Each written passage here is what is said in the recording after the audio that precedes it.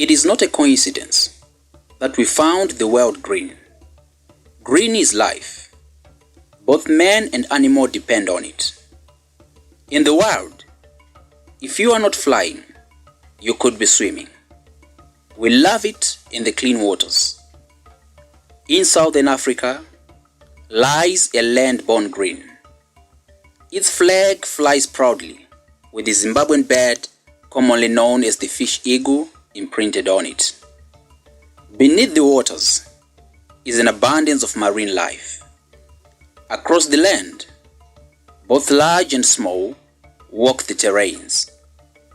The elephant trumpeting, the roaring lion, the giraffe standing tall, the charging rhino, the zebra in its striped jacket. But how much longer shall we continue to enjoy this beauty of nature's gift? At the rising of the sun, we found ourselves about 40 kilometers away from the 2CCN headquarters in Murewa, and we were welcomed by the exotic Indian P4.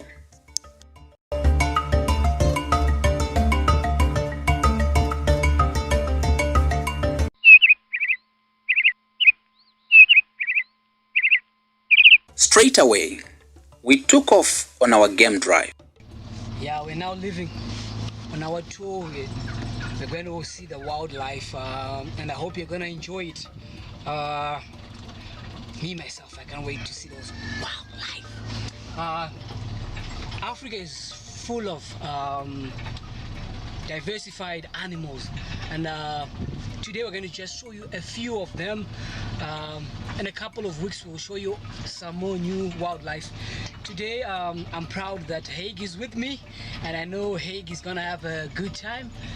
As you all know, I'm from the news desk. Today I said, no, you gotta come outside here and see how we do it. Hey, Coleman here.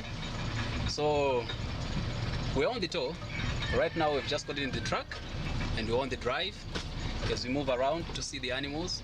We just saw the peacock, quite a unique phenomenon and quite exciting. So right about now we're gonna see some zebras, some giraffes and other animals. I'll tell you as you go, but it's gonna be a good time. This land had over the decades been used for communal farming purposes. This is the norm in rural Zimbabwe. People survive on subsistence farming. One day, it dawned on the landowners of this settlement on the need to conserve wildlife and restore green. It hasn't been an easy journey, seeing that grasses had to be regrown. Most of the trees had been cut down in the process of land clearing for cultivation. And now it meant restoring the bushes. Like I said, it's been a journey. With climate change having adversely affected rainfall patterns over the past seasons, the goal of an evergreen environment becomes far-fetched. But even a journey of 1,000 miles begins with that first step. This is a very positive step in climate change initiatives towards wildlife sustainability. First to see is the high-towering, tallest living land animal, the giraffe. In the local Shona language, they call it Furira Mudenga. The adult female giraffe can grow up to 14 feet tall, and the adult male giraffe can grow up to 18 feet tall. Born 6 feet tall and growing about an inch a day during its first week, the baby giraffe is for 15 months carried in its mother's womb.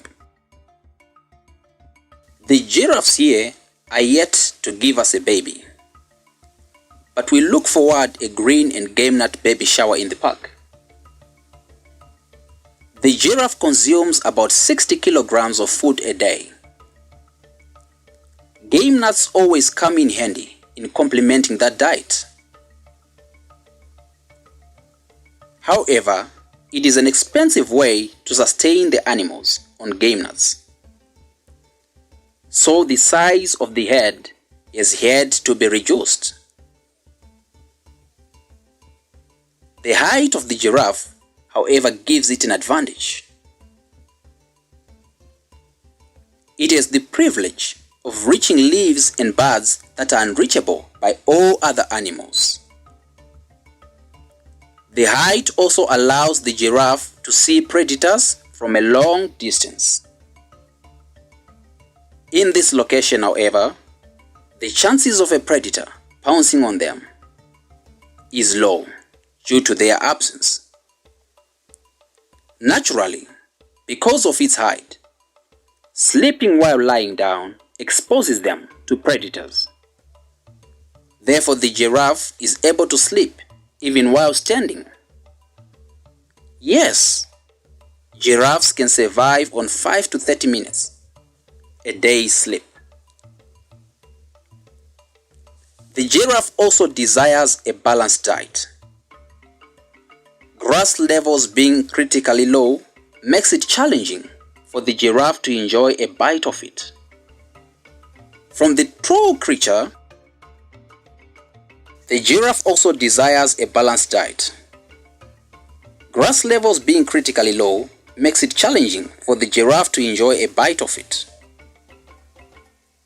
So the only way to feed them grass in the prevailing conditions is to harvest grass and place it on a height so that it becomes easy for the giraffe to reach. From the tall creature, whose legs move once on each side, we go to a member of the horse family, the zebra.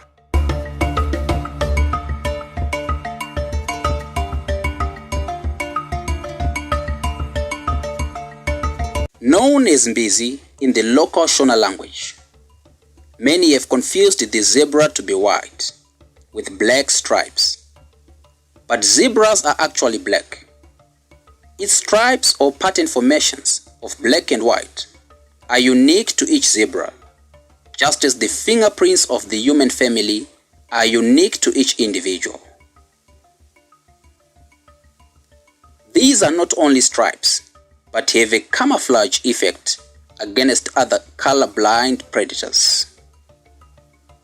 Whilst in the wild, zebras love to graze among other herds, like the wildebeest and the impala, which provides for them corporate protection.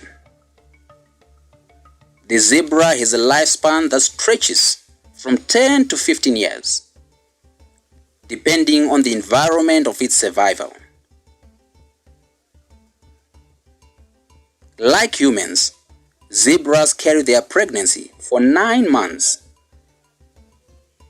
But before the female zebra gets pregnant, a series of gruesome battles characterize the day's schedule, as the male zebras fight for females. Such battles can leave one or both fighters with sore and lifetime scars. The winner usually takes all the females.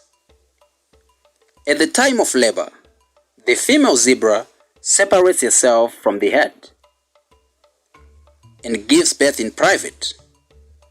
For 7 days, the female zebra focuses on a newly born. This intimate phase between them allows the young zebra to carefully notice and correctly identify the unique stripes of his mother. The female zebra continues to stay together with its young for a year. At the end of the year, if the young is male, it is chased away from its mother by the father. The male zebra must always protect its female from other males.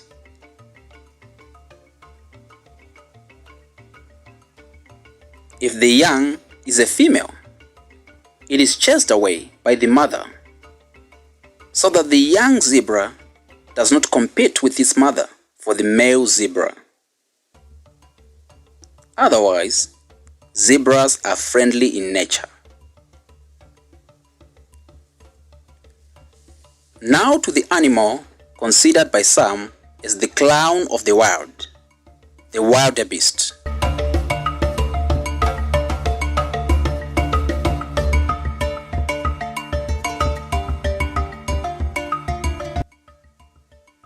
Ngongoni in the local Shona language for the female, and Vumba for the male.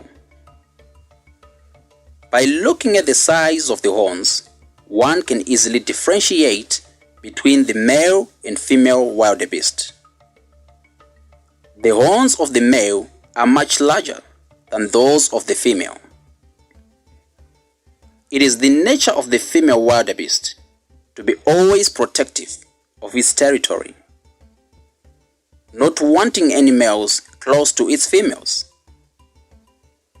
At this facility, only a single male wildebeest is present due to limits in the conservative's current capacity. So for this male, he rests for a season from territorial battles with fellow male wildebeests. He has all the females at his disposal. A newly born wildebeest has only minutes to get on its feet and learn to run.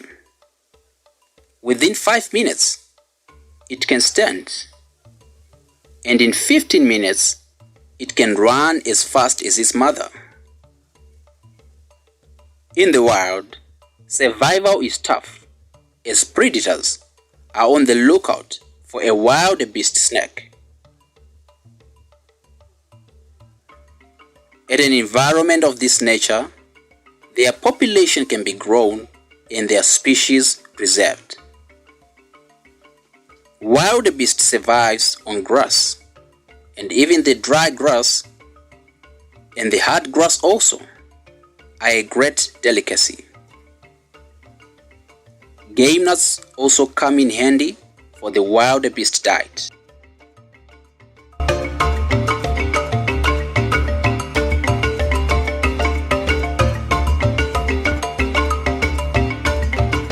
Last but not least, we visit the impala.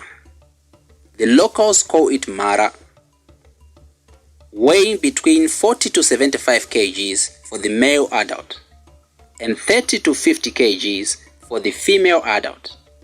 The impala feeds on grass. Like many of the animal species, the size of horns differentiate the male and female impala. Impalas have an ability to skip over heights. At times, the impala could be tempted to look for food in unprotected areas, putting its life at risk. To avoid such occurrences, the game nuts feeding routines have given the impala an assurance of a decent meal each day. The impala is also one of the fastest animals on land, and its young also has a very short time to stand on its feet and learn to run, as the wild is not always a friendly place. But fear and bravery both keep you alive in the wild. Even at a facility like this one, the impala is well aware of the dangers of the wild. It will not by any chance give room to strangers coming close to it. At the slightest approach of a foreigner, it skips away.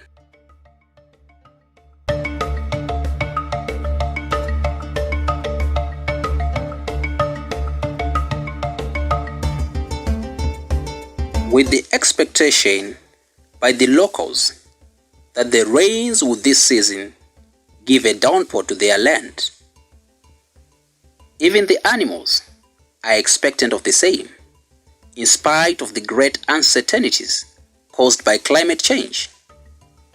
It may just be a green feast for these herds.